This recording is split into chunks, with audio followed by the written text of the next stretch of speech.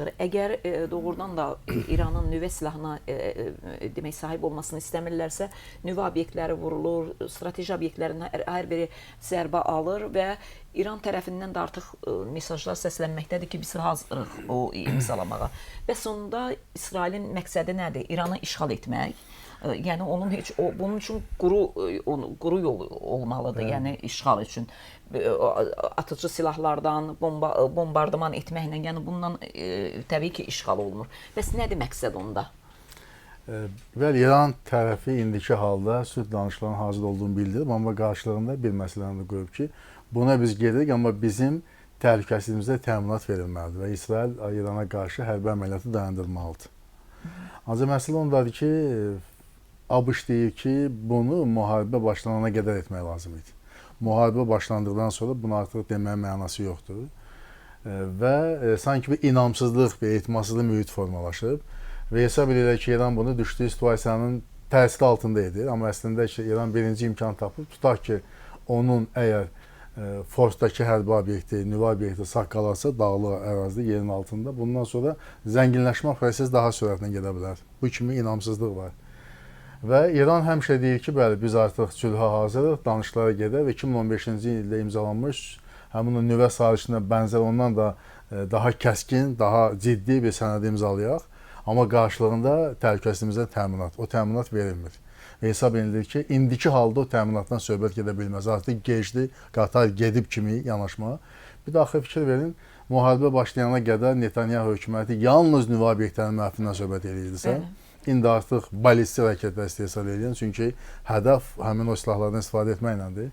POA istehsal edilən zavodlar məhv edilməlidir və fikir verisi iştirak diş altındadır. Və bu ikisi həll olunduqdan sonra avtomatik üçüncü məsələ çıxır ki, bu rejimin özünə devrilməsi məsələsi gündəmə gəlir ki, xüsusilə də rəsmi Təl-Əviv güman eləyir ki, onlar mövqeyi belədir ki, bax bu bombardmanlar nəticəsində İranın elitasının yüksək vəzifəli şəxslərinin məhvi fonunda, siz belə yaxşı dediniz, qərargah rəisi bir neçə gün bundan qabaq öldürülmüşdü, yerinə qoyulan da artıq öldürülüb.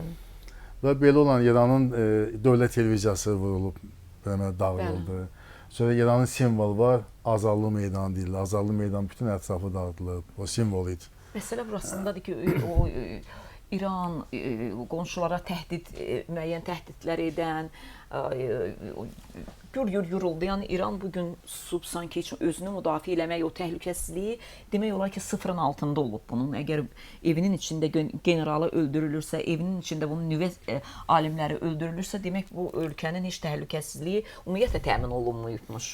Və eyni zamanda mətbuat yazır ki, İranın öz ərazisində, qumluq, səhralıq ərazilərdə hətta İsrail tərəfi POA istehsal edən sexlər yarada bilib. Bəli. Sonra İranın nüvə sahəsində çalışan məşhur alimlərinin hər birinin koordinatları dəqiq məlum olub. Onların necə qətlə yetirilirlər, necə İranın yüksək rütbəli generalları öz evlərində məhv edilir. Yəni necə dəqiq nöqtə zərbələr həyata keçirilir. Sanki bütün İranın strateji obyektlərinin hamısının xəritəsi və adamların koordinatları hamısı əldə olub və dəqiq nöqtə zərbələrlə bunlar hamısı həyata keçirilir.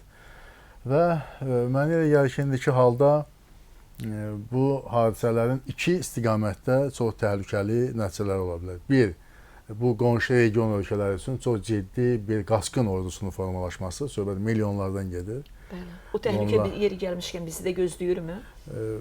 Təhlükə həmişə var və biz bir daha dərk edirik ki, bax bu təhlükəsizlik maraqlarından və mənafəsindən çıxış edərək Azərbaycan qonşuların sərhədini bağlaması nə qədər düzgün addım olub.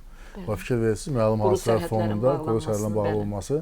Deməli, İran ərazicə böyükdür deyə əhalinin o şəhərlərdən tərk edən əhalinin böyük bir hissəsi nüvə obyektlərinin olmadığı digər ərazilərə yerləşirlər. Əhalinin az olduğu ərazilərə yerləşirlər. Bir qismi Türkiyəyə gedir, başqa ölkələrdə gediş var, bizlə sərhəd bağlıdır. Amma söhbət ondan gedir ki, miqyas genişləndikcə, sərhəddən bağlı olması özü də bir müşkül məsələyə çevrilir. Çünki söhbət 100 minlərdən, milyonlardan gedərkən, ona görə Azərbaycanın mövqeyi odur ki, müharibəyə tezliklə son qoyulsun. Bu birinci təhlükədir, qaçqın ordusu ilə bağlı. İkinci təhlükə odur ki, məsələn, bu şəhər atom elektrik stansiyası var, dinc məqsədlər üçün istifadə edilir. O bombalansa və yaxud da ki, Natanz və ən dəhşətlisi Forsda o nüvə obyektləri, söhbət oranı zənginləşdirilən ərazidə bombalansa, deməli oradan radiasiya axını söhbəti, şüalanma məsələsi ola bilər və Çernobılın fonunda insanlar çox gözəl bilər ki, bu nə demək. Bu nə deməkdir? Yəni tamamilə onun məşhur ifadə var idi. Qonşuda ev yanırsa, heç bir zaman digər qonşu rahat olmamalıdır ki, külək o yanğını qonşu evə gətirə bilər. Yəni bizim qətiyyən bu proseslərə dəxlimiz yoxdur. Amma həmin o nüvə obyektləri vurulsa və şüalanma baş versə, bütün qonşu ölkələr üçün çox ciddi təhlükə mənbəyidir. Yəni bunu da yaddan çıxarmaq olmaz.